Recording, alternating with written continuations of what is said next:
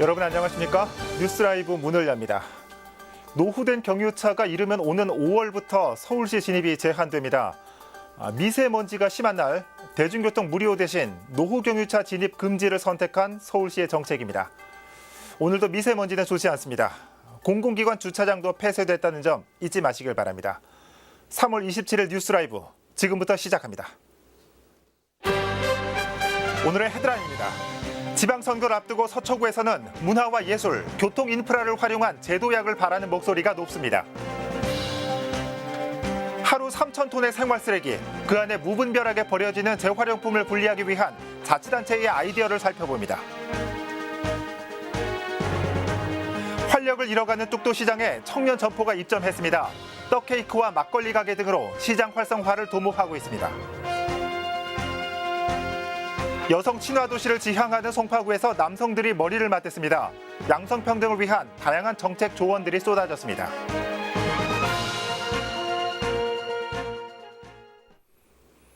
유권자들의 목소리를 들어보는 시간, 오늘은 서초구로 가봅니다. 서초구는 문화와 예술, 교통 인프라까지 두루 갖춘 지역 중 한 곳입니다. 6.13 지방선거를 앞두고 유권자들 사이에서는 지역 이점을 활용해 서초구의 제도약을 기대하는 목소리가 나오고 있습니다. 이재용 기자입니다.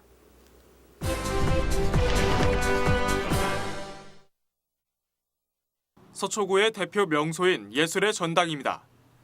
이 일대엔 예술 전문학교와 클래식 악기업소 150여 곳이 밀집해 있어 지난해부터 문화지구 지정이 추진되고 있습니다. 주민들은 지역의 인프라를 활용해 서초구가 문화예술의 도시로 제도약하길 바라는 마음입니다.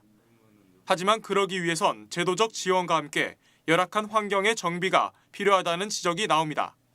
상인분들 좀 보호를 조금 조례안으로 조금 채택을 해주시면은 감사하겠고, 소방차가 들어오는데 전신주 때문에 뭐 사다리를 못 피더라고요. 인도도 없고, 이제 차들은 다니는데 위험하기도 하고. 경부 간선도로 지하화 사업의 추진을 기대하는 목소리도 큽니다. 하루 최대 통행량만 20만 대가 넘다 보니 도로에선 교통 정체가 상시적으로 발생하고 있기 때문입니다. 불과 10분이면 올 수 있는 거리가 한 30분까지 오후 시간에는 막히더라고. 빨리 좀 추진이 됐으면 교통도 원활하고. 개발이 제한돼 온 마을에선 종상향이 주된 관심사입니다. 20층 높이의 아파트와 불과 10여 미터 떨어져 있지만 일종 전용 주거지역으로 지정돼 있어 주택의 층수는 3층이 최대입니다. 마을 주민들은 균등한 지역 발전을 위해 용도 지역이 변경되길 바랍니다. 안 맞다는 이야기, 이걸 하루속히 해달라는 이야기예요. 우리를 도와서 일을 하겠다면 우리는 그 사람을 갖다가 믿고 노력할 수밖에 없잖아요.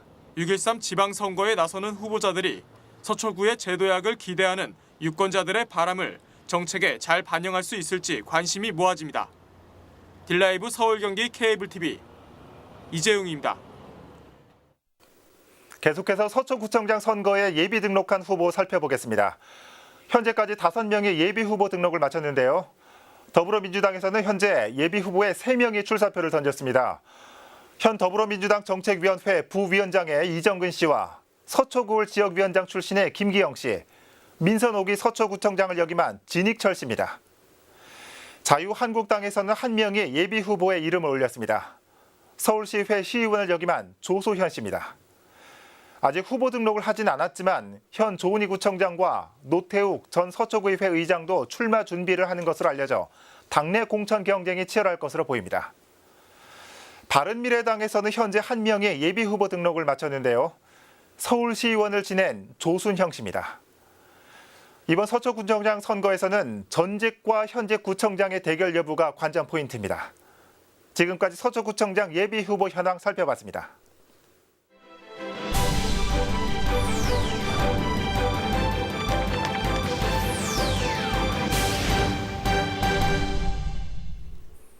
매 선거를 치를 때마다 미디어 선거 경쟁이 뜨거워지고 있습니다. 그중에서도 후보자들의 정책과 자질을 공식적으로 비교하고 검증할 수 있는 TV 토론에 대한 관심과 중요성이 날이 갈수록 커지고 있습니다. 지금 이 시각 서울시 선관위에서는 TV 토론회를 준비하기 위한 특별한 자리가 마련되고 있다고 합니다. 현장에 나가 있는 취재기자 연결해 보겠습니다. 진기훈 기자. 네, 서울시 선거관리위원회에 나와 있습니다. 네. 자, 오늘 자리가 이 서울자치단체장 선거 TV 토론회 순서를 정하는 자리라고 들었습니다. 구체적으로 설명 좀 해주시죠. 네, 우선 오늘은 6.13 전국 동시지방선거가 78일 앞으로 나와 있는 날입니다. 네. 이렇게 78일을 남겨두고 오늘 서울 19개 자치구 선거관리위원회에서 이 TV 방송 토론회를 어떻게 진행할 것이냐 그 순서를 추첨하는 순서가 마련된 건데요. 예. 각 선거방송 주관사들과 이 서울의 각 자치구들의 선거관리위원회의 일정을 조율한 결과 녹화는 6월 1일부터 진행이 되고 방송은 7일까지 완료됩니다. 6월 8일부터 사전투표가 진행되는 데 따른 건데요. 1일부터 7일까지 이 녹화와 방송을 모두 진행해야 되다 보니 이 비교적 짧은 일정이죠. 그렇기 때문에 이 각 각 자치구의 선거관리위원회마다 선호하는 날짜가 겹칠 수밖에 없습니다. 예. 그래서 좀 공정하게 이러한 날짜와 순서를 정하기 위해서 추첨을 통해 이를 정하는 순서가 마련된 겁니다. 예, 이 구청장 TV 토론회를 이 자치단체별로 정하는 게 아니라 서울시 선관위로 주관으로서 녹화 순서도 정하는군요. 이 TV 토론 방송 주관사들도 자리했다고요? 어떤 내용이 오갑니까? 네, 우선 이 지방선거 후보자 간 오프라인 TV 토론회는 비공개로 진행됩니다. 예. 단 이 선거방송 주관사들인 이 지역 케이블 TV들이 이 방송 토론회를 녹화해서 방송하는데요. 예. 각 유권자들은 가정에서 이 지역 케이블 TV를 통해서 시청하시거나 아니면 중앙선거관리위원회 홈페이지를 통해서 이 영상을 확인해 보실 수 있습니다. 저희 딜라이브 서울 경기 케이블 TV에서는 종로와 용산, 성북, 광진구 등 이 서울의 12개 자치구의 후보자 간 선거 이 토론회를 녹화 진행합니다. 예. 네, 녹화를 진행하고 있습니다.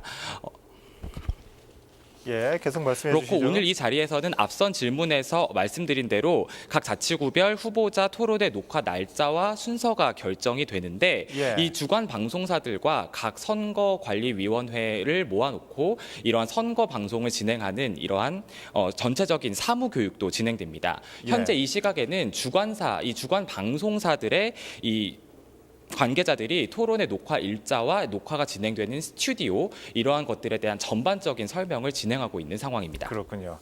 이 공식적으로 각 자치구별 구청장 후보들이 한 자리에 모여서 정책을 비교하는 자리라서 이 TV 토론회의 중요성이 날로 높아지고 있다고 들었는데 현장에서 취재해 보니까 분위기가 어떻습니까? 네, 우선 이 선거철이 되면 각 후보자들의 공약을 인터넷이나 스마트폰 등 이 다양한 매체들을 통해서 접하시는 경우가 많죠. 그렇죠. 하지만 대부분 이 간략한 설명만 읽을 수 있는 경우가 많고요. 이 다른 후보와의 차별점은 무엇인지, 또 이 후보의 공약의 구체적인 내용은 무엇인지 이 궁금증을 느끼시는 경우가 아마 많으실 겁니다. 이러한 유권자들의 궁금증을 풀어주는 것이 바로 표심 잡기의 가장 중요한 부분이라고 할 수 있을 텐데요. 예. 이러한 점에서 이 TV 토론회 자리는 후보자들이 직접 나와서 자신의 공약에 대해서 설명하고 또 다른 후보자들과의 토론을 통해서 정책들을 비교해 보면서 검증을 공식적으로 받을 수 있는 유일한 자리이기도 합니다. 때문에 네. 이 TV 토론회는 유권자들과 또 동시에 후보자들에게도 굉장히 중요하게 다가올 수밖에 없는데요. 이러한 추세를 반영하듯 이 지역 케이블 TV가 방송하는 이 후보자 간 토론회의 시청률도 날로 높아지고 있습니다. 예. 또 이렇게 이 TV 토론회의 비중이 날로 커지면서 선관위에서도 후보들을 대상으로 한 TV 토론 아카데미를 개최하고 있기도 한데요. 예. 신뢰감 있는 스피치 요령부터 시선 처리, 손동작 등 이 세세한 부분까지도 교육이 진행되고 있습니다. 후보자들도 보다 효과적으로 자신을 검증받기 위해서 이러한 교육에 적극적으로 참여하고 있습니다. 예. 자, 그런데 어차피 유권자들은 TV를 통해서만 토론회를 접할 수 있는 거 아닙니까? 이 토론회 녹화 자체가 이 공개를 하는 자리가 아니기 때문에 말이죠. 혹시 지역별 방송 일자 등도 나왔습니까? 네, 앞서 말씀드린 대로 녹화는 6월 1일부터 진행되고요. 방송은 7일까지 진행됩니다. 사전투표가 6월 8일부터 진행되는 데 따른 것인데요. 그렇기 때문에 이 토론회 방송은 7일까지 완료가 되고 아직까지 순서가 구체적으로 결정되지는 않았습니다. 잠시 후 오전 11시 40분부터 이 추첨이 시작이 되는데요. 예. 구체적으로 각 자치구별 언제 언제 이 토론회 방송이 진행되는지 구체적인 순서와 날짜가 나오는 대로 자세한 후속 보도를 통해 전해드리도록 하겠습니다. 네. 지금까지 서울시 선거관리위원회에서 전해드렸습니다. 네, 진기훈 기자였습니다. 자, 이 후보자들의 정책을 공식적으로 비교할 수 있는 자리니만큼 앞으로 있을 TV 토론회를 통해 후보자들의 정책도 꼼꼼히 비교하셔야겠습니다. 서울시 선관위 연결해봤습니다.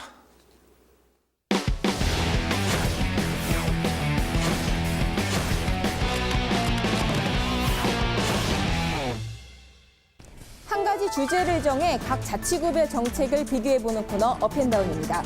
서울에서 발생하는 생활 쓰레기가 하루에만 3,000톤에 가깝다고 하죠. 문제는 생활 쓰레기 안에 재활용 품목까지 마구 섞여 버려지고 있다는 겁니다. 업앤다운, 오늘은 무분별한 쓰레기 혼합 배출 실태를 고발하고 분리 배출을 독려하기 위한 자치구들의 아이디어를 비교합니다.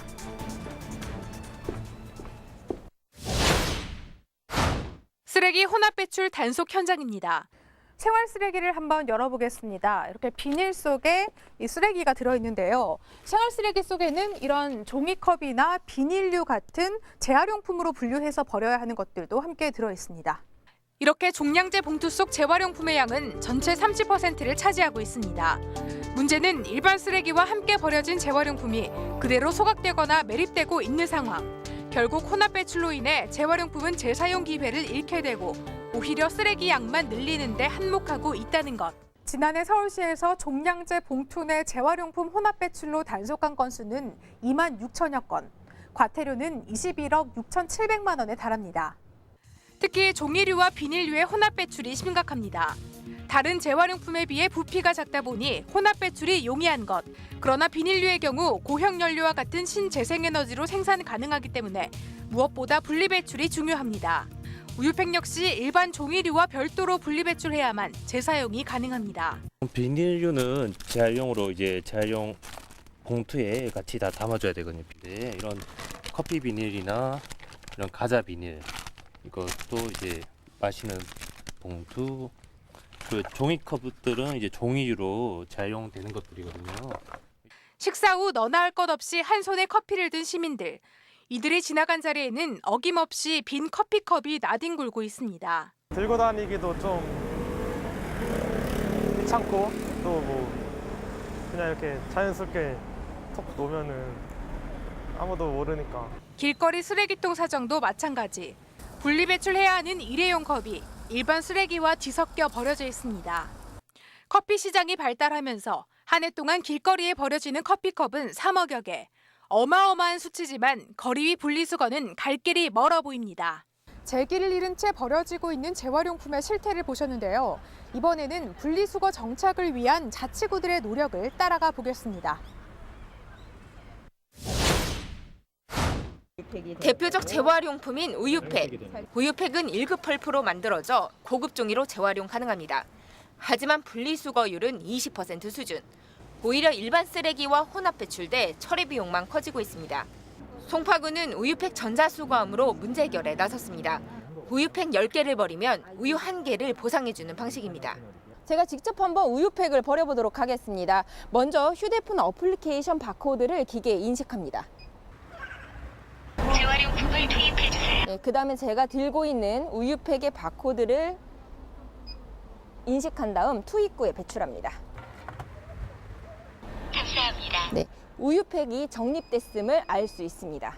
사무인들과 결합해서 분리수거함을 설치한 결과 재활용률이 약 20% 정도 증가한 효과가 있었습니다.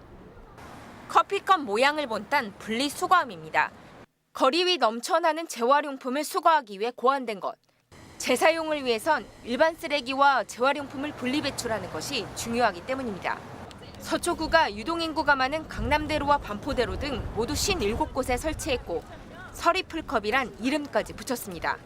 그 결과 서리풀컵에 버려진 쓰레기 중 93%가 재활용 쓰레기로 나타났습니다. 길거리 무단 투기도 눈에 띄게 줄었습니다. 멀리서도 한눈에 띄는 디자인이 강점입니다. 이 같은 시각 효과가 입증되자 서대문구도 연세로에 일회용 커피컵 모양의 수거함을 설치해 시범 운영 중입니다. 그냥 보통 쓰레기통보다는 모양이 예쁘니까 한 번 더 눈에 띄게 되는 것 같고 색깔도 막 너무 화려하지 않은데 모양이 예쁘니까 한 번 더 보게 되는 것 같아요. 이렇게 버려진 쓰레기는 소각되거나 매립됩니다. 이 같은 처리 과정에서 수억 원의 비용이 발생하는 것은 물론 환경 오염 문제까지 발생하게 되는데요. 일부 통계에 따르면 새로운 형태로 사용이 가능함에도 불구하고 버려지는 쓰레기가 전체 56%에 달한다고 합니다. 적게 버리는 것만큼 잘 버리는 것도 중요하다는 사실 잊지 말아야 할 겁니다. 자치구의 모든 정책이 주민을 향해 가장 높게 업되는 그날까지 업앤다운이었습니다.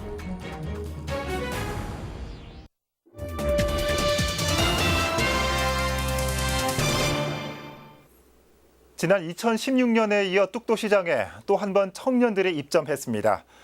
떡 케이크 집과 판화 공방 등 모두 10곳의 가게가 들어섰는데요.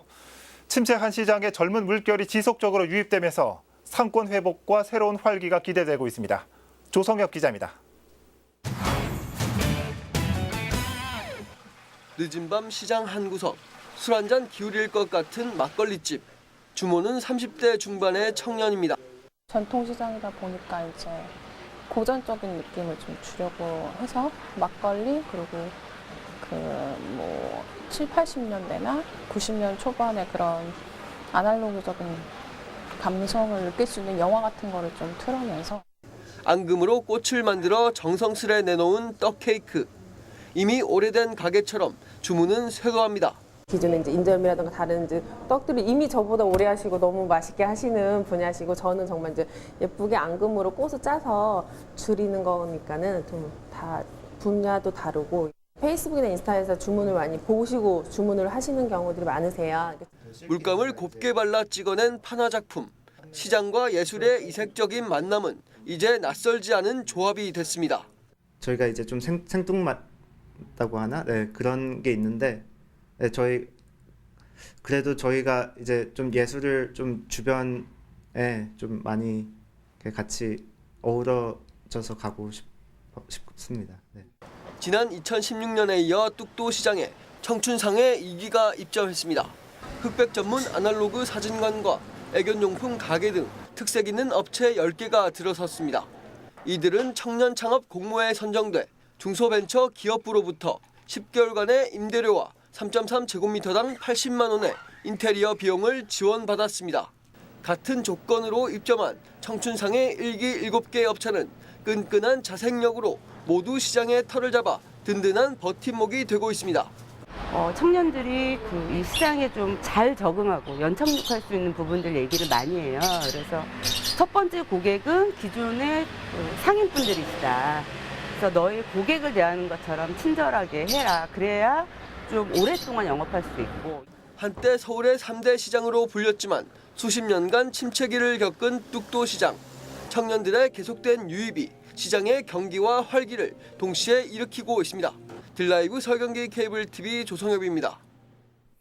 지난해 송파구에서 열린 여성 집담회 기억하십니까? 각계각층 여성들이 구정에 관한 다양한 의견을 공유한 자리였는데요.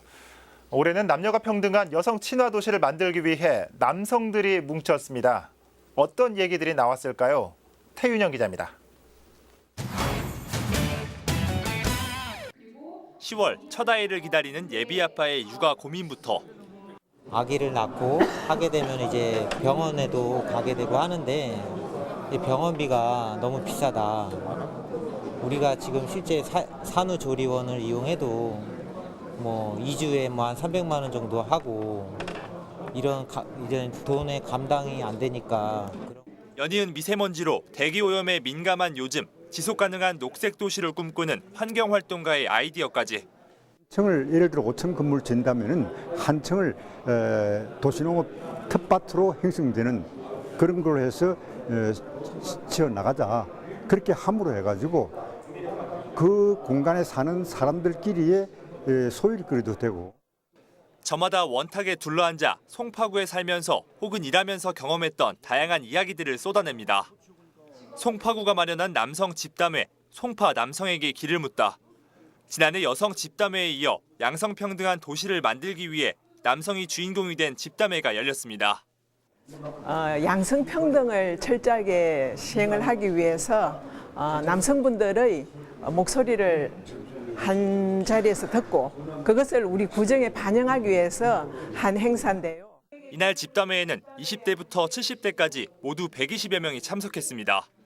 일자리와 안전, 아버지의 역할 등 크게 6가지 주제로 의견을 공유했습니다. 남자들끼리 있으니까 동성 간의 그런 대화가 좀 더 잘 되는 것 같아요. 친밀감이나 그런 것들, 그러니까 모르는 사람이라도 금방 친해질 수 있고 그러므로 나올 수 있는 속마음 등을 좀 더 자유롭게 표현할 수 있는 것 같아요. 다양한 계층의 남성들이 송파구의 미래를 구상하기 위해 머리를 맞댄 자리. 이번 집담회에서 나온 의견들은 1차 검토를 거쳐 하반기 구 정책에 반영될 예정입니다. 딜라이브 서울 경기 케이블 TV 태인영입니다.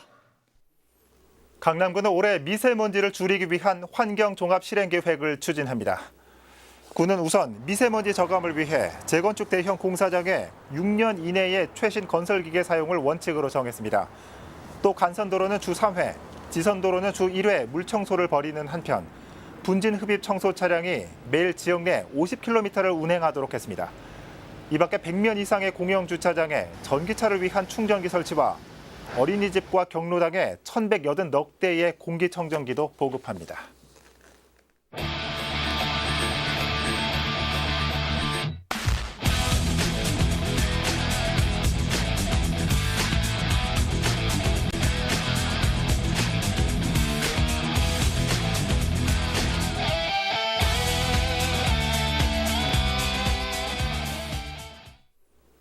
장애아를 둔 학부모들이 무릎을 꿇은 지 반년 만에 설명회는 또다시 욕설로 얼룩졌습니다.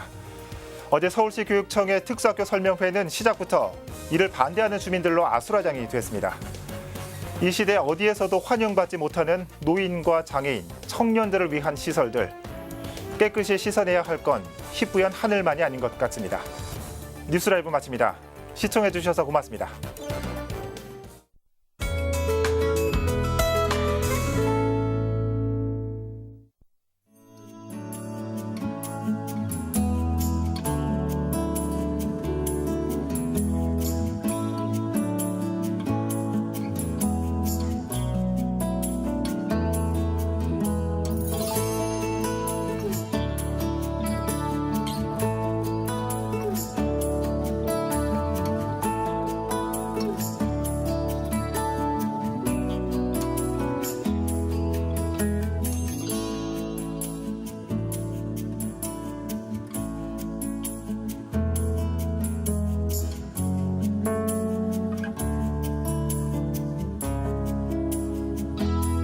you.